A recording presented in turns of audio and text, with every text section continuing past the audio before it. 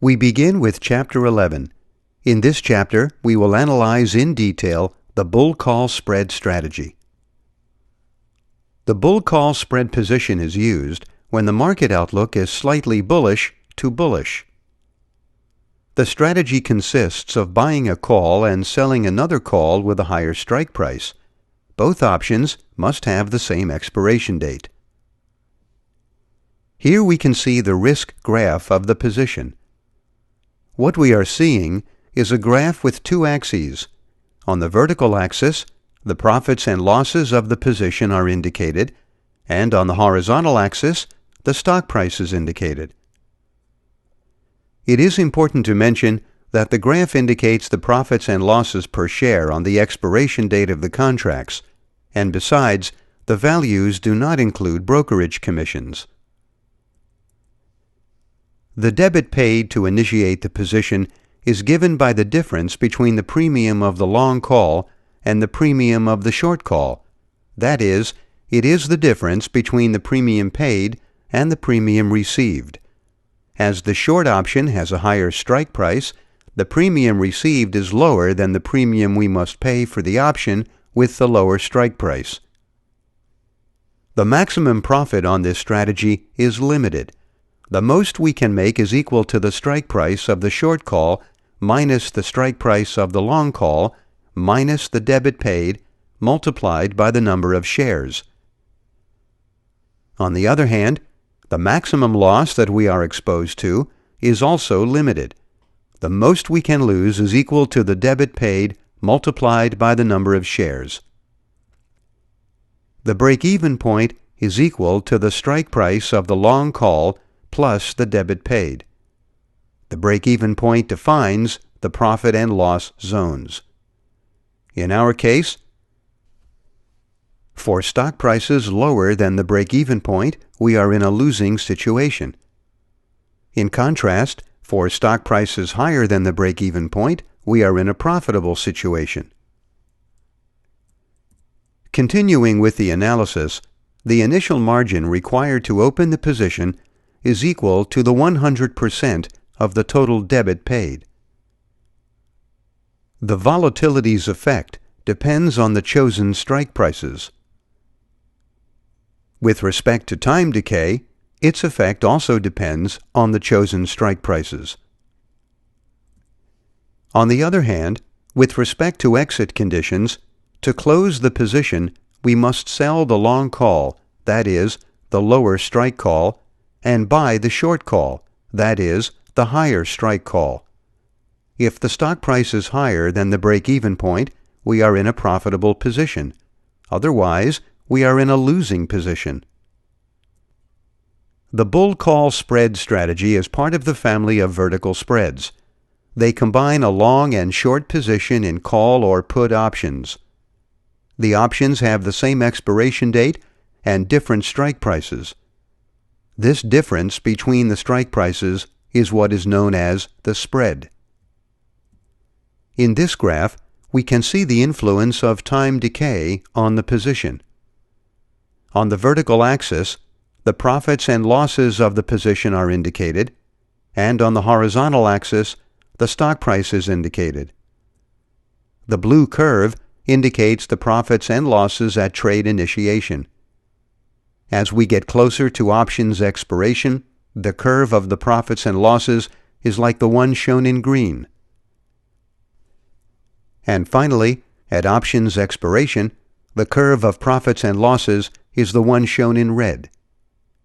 For this strategy, the effect of time decay will depend on the chosen strike prices.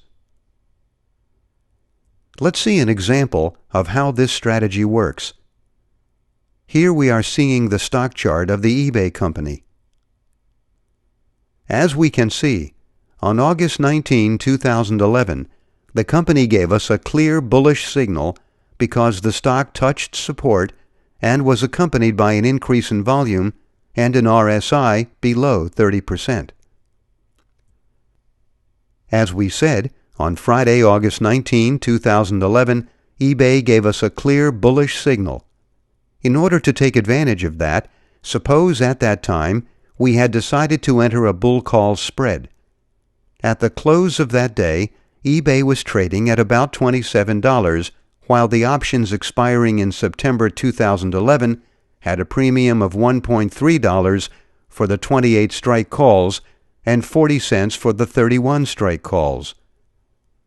Thus, we could have bought 10 calls with a strike price of $28 and expiration in September 2011 at $1.3 and sold 10 calls with a strike price of $31 and same expiration at 40 cents. With the 10 contracts, we would be in control of 1,000 shares. So the bull call spread would have cost us 90 cents per share, that is, $900 overall. The maximum profit is given by the difference between the strike price minus the debit paid.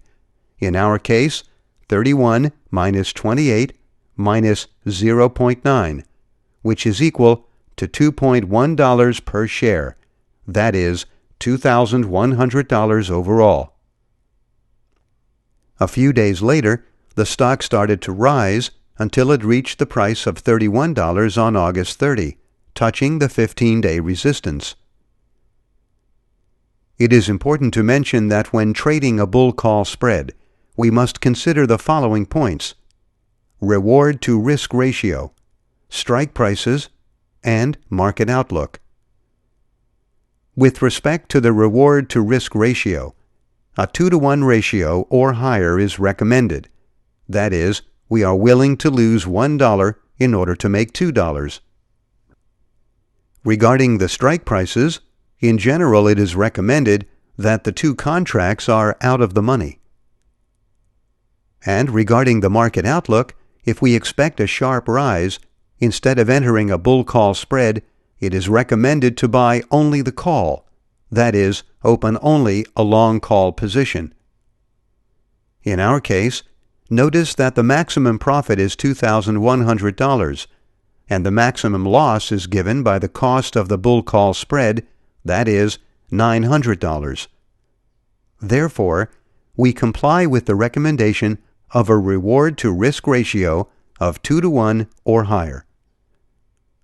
Also note that both the long call and the short call are out of the money. As we had said, we initiated the trade on August 19, the day we got the bullish signal, and a few days later, on August 30, the stock reached the price of $31, touching the 15-day resistance. At that time, the premium of the 28 strike call was $3.4, and the premium of the 31 strike call was 80 cents.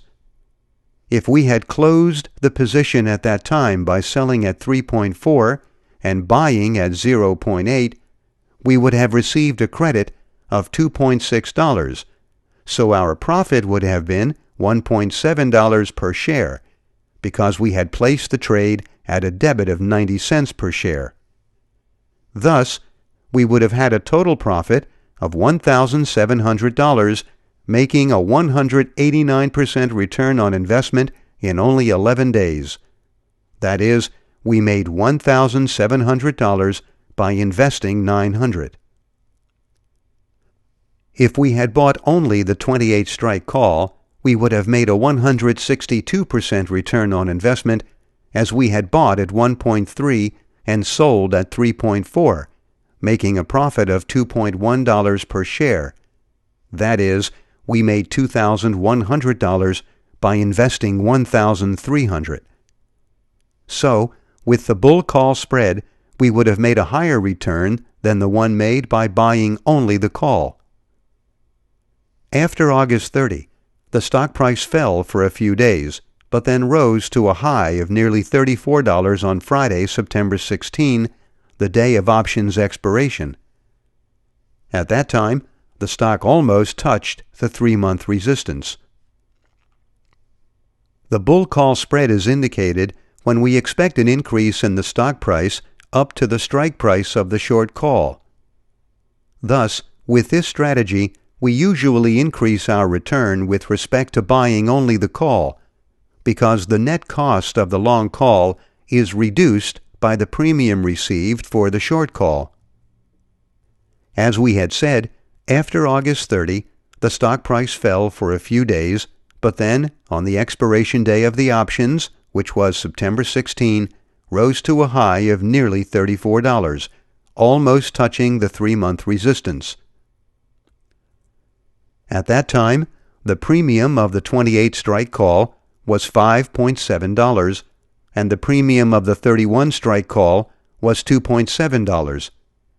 If we had closed the position at that time by selling at 5.7 and buying at 2.7, we would have received a credit of $3, so our profit would have been $2.1 per share, because we had placed the trade at a debit of 90 cents per share. Thus, we would have had a total profit of $2,100, making a 233% return on investment in only 28 days. That is, we made $2,100 by investing $900. So, we would have made the maximum potential profit for this strategy. If we had bought only the 28 strike call, we would have made a 338% return on investment, as we had bought at 1.3 and sold at 5.7, making a profit of $4.4 per share. That is, we made $4,400 by investing $1,300. In this case, as the stock price exceeded the strike price of the short call, it would have been more profitable to have bought only the call. Here we can see the numbers of our example. The strategy consisted of buying 10 eBay calls with a strike price of $28 and expiration in September 2011 at 1.3, and selling 10 calls with a strike price of $31 and same expiration at 40 cents. The debit paid is the difference between the premium paid and the premium received. In our case, 1.3 minus 0.4, which is equal to 90 cents.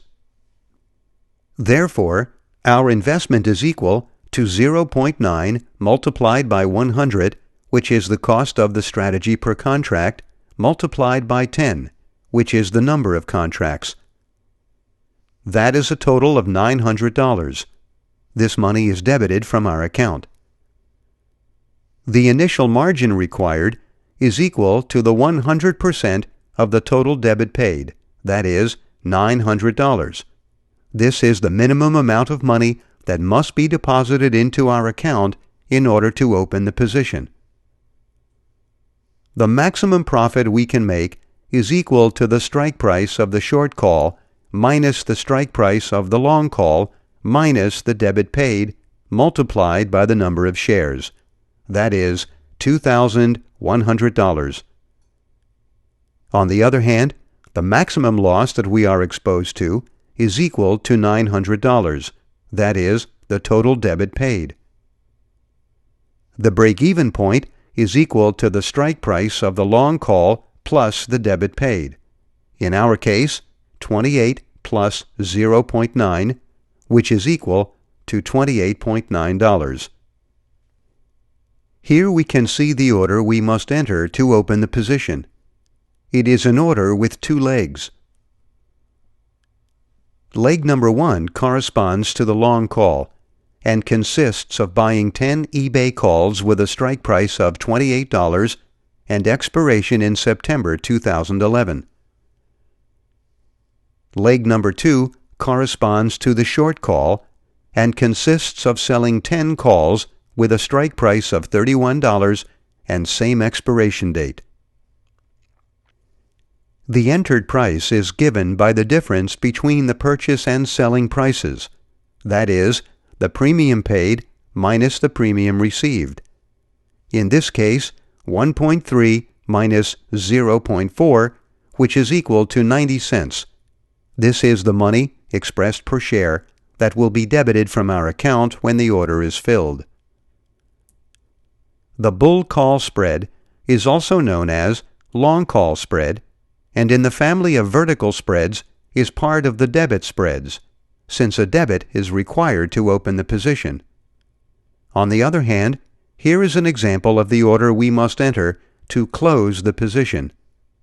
It is an order with two legs. Leg number 1 consists of selling the calls we had bought.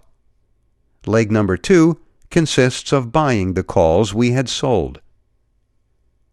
The entered price is given by the difference between the selling price and the purchase price.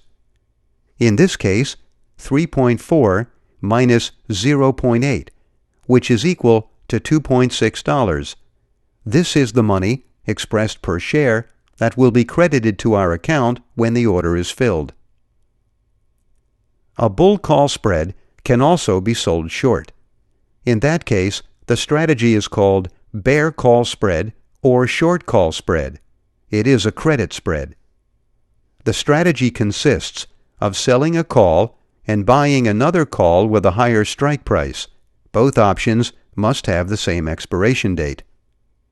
The risk graph is similar to the bear-put spread, but as it is a credit spread, the maximum loss that we are exposed to is usually higher than the maximum potential profit. So the short call spread is not recommended because in the case of working with vertical spreads, the best choice is to do so with those that expose us to a profit higher than the loss. Here we ended with the chapter Bull Call Spread. In the next chapter, number 12, we will analyze in detail the bear put spread strategy.